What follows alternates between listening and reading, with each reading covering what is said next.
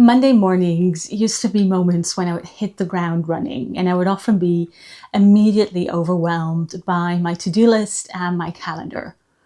Then a couple of years ago, I landed on a different approach, and I've been doing my Friday review and plan ever since. My name is Astrid, and in today's video, I want to share with you that really simple process that I do every Friday, and that makes sure that my weeks just feel much more spacious and calmer. So grab a cup of tea and let's settle in. So what I'll do is I'll kind of walk you through the process that I do, which really now doesn't take me more than 10 or 15 minutes every week. And I'll show you some screenshots, some screen recordings of my calendar and my to-do list so that you can really follow along. So I'm watching my laptop and you'll see the same thing on your screen as well. So I'm filming this as I'm about to take a break from my business. So I decided to look ahead a couple of weeks to the week that I'll be returning to my business. So that's what we're looking at right now. And the kind of questions that I ask myself when planning and reviewing for a week like that is just looking at, okay, so what have I got planned that week? Do I need to move anything? Do I need to delegate anything? And then I start thinking about, okay, so is there any prep that is necessary? Like on the Tuesday, I've got a Substack Live that I'm excited about, but I do want to do just a little bit of prep, looking at the questions beforehand.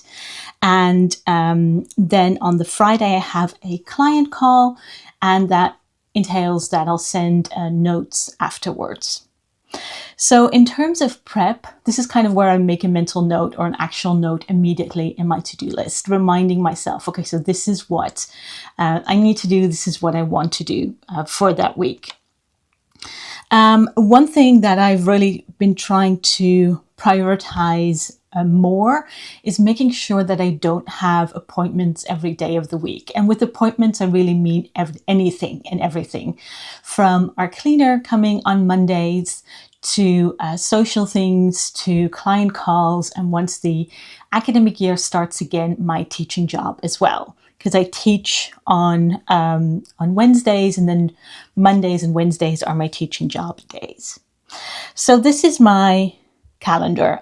Something that I also asked myself, and that's not really relevant for this week, if there's any follow-ups. And that's particularly the case when I have appointments that require more prep. So often when I'm meeting with students for my teaching job, they will hopefully send me their work beforehand. And on the Friday, I can already tell whether I've received it or not, and whether I need to send them a reminder. Now, the calendar I use here, by the way, is Fantastical, which I've been using for a couple of years, and I really love for how well it plays with Apple. Now, the second thing I do is look at my to-do list app.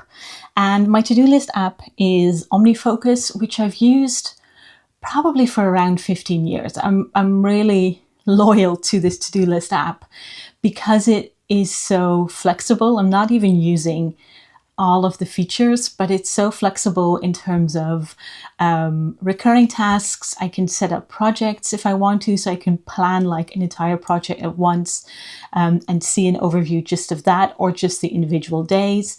And I have recurring things set up that are almost like annual, like stuff happening in the garden, for instance, that I need to think about, and that just happens once or twice a week. And I really love it for that. It also plays nice with my other Apple devices. So this is my to-do list for that week of August 17th. So I check it against the calendar, right? So I said earlier, is there anything in my calendar that will require prep or that will require work afterwards, like sending client notes? Or if I have planning calls in my marketing program Grow, afterwards I need to edit that because I record them. So I need to do some very light editing, upload it to the website, and then send an email with any resources that are kind of useful in terms of what we talked about during the call. So another thing that I look at, if I've got my to-do list here, right? So I've got this bit over here for the different days to look at whether it's feasible. And you can see that this is the first week when I come back to work, both to my business and my teaching job.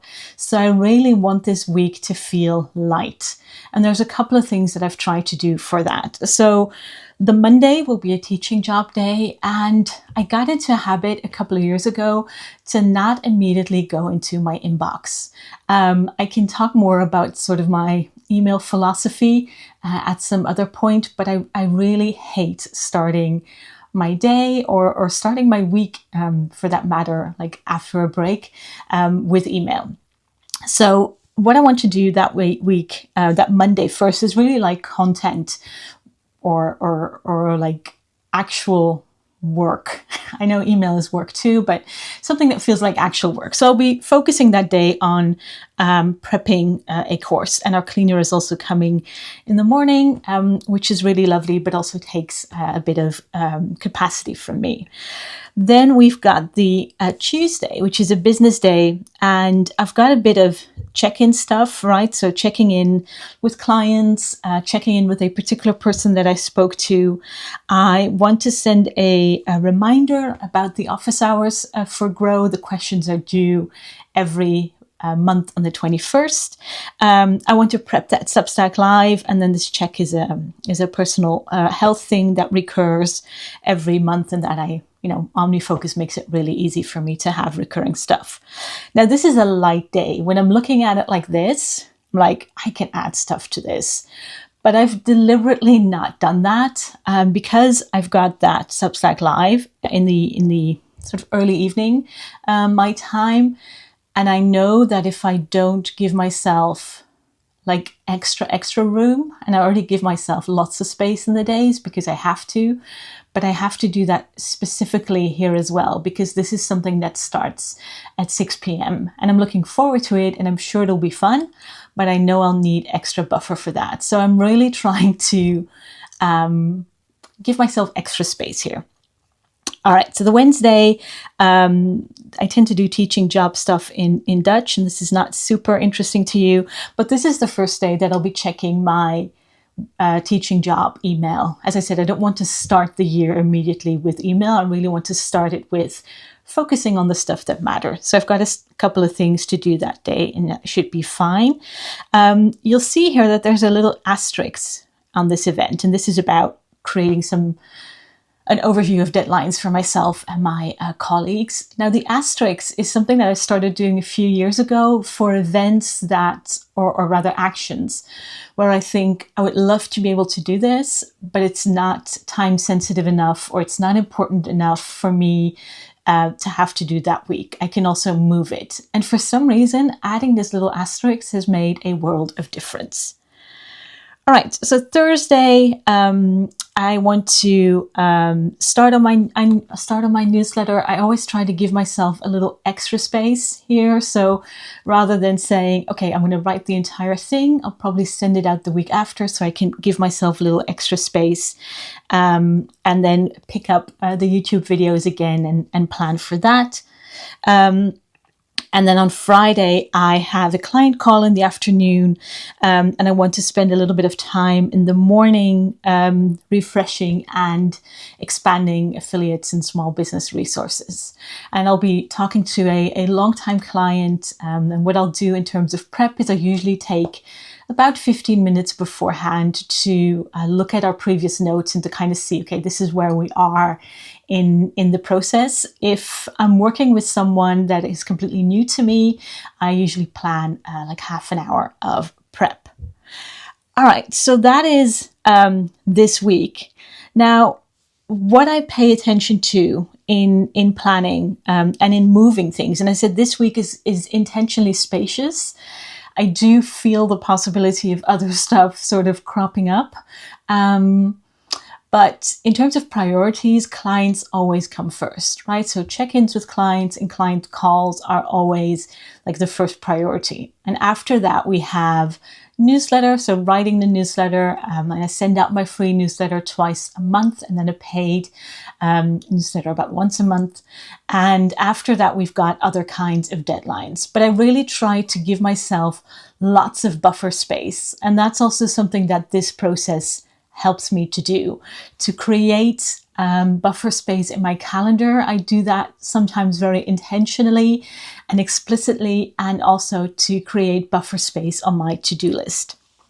So just quickly going back to my calendar, talking about buffer space on my teaching job days, and those are days that are fairly standard. I don't have it included, but on my business days, I have these blocks, right? Break in movement and then allow for after movement. What I noticed is, on the one hand, I really need to take a break around midday. In addition to all the mini breaks I take, I really need to just lie down for an hour, read, maybe doze or nap a bit. But I found it so hard sometimes to stick with that when I was making appointments, and also because it wasn't in my calendar, people could schedule for that moment. So I've explicitly added that. And this is something about adding the buffers. If I were to look at my calendar and see, okay, so I've got an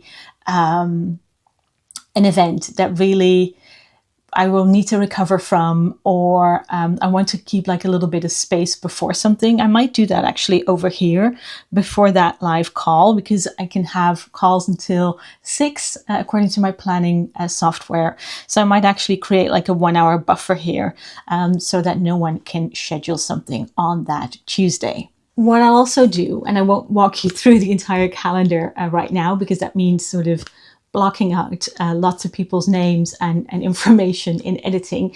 But I'll use this moment on Friday often to look ahead a couple of weeks, like 3 or 4 weeks, just to see what things look like. And I do this particularly to prevent having appointments every day, because I've just noticed that is not great for my capacity to do other things.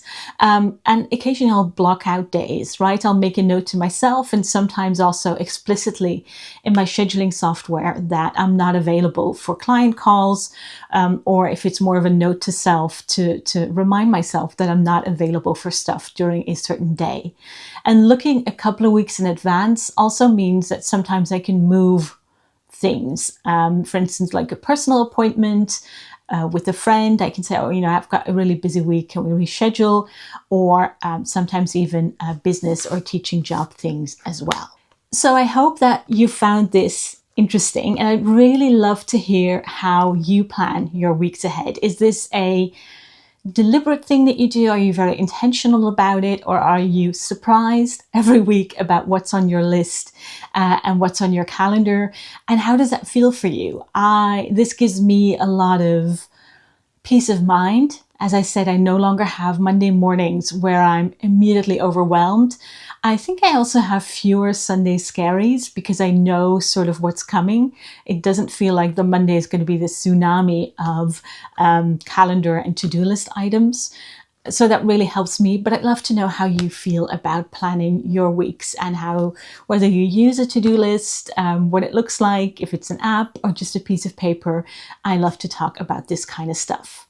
And I also created a free downloadable for you that kind of sums up and walks you through this process as well, if you want to go through it step by step for yourself. And if you've loved this video, I know you'll love my newsletter as well, and I'll pop a link in the description so you can sign up for this. Feel free to leave a comment, and I'll see you next time.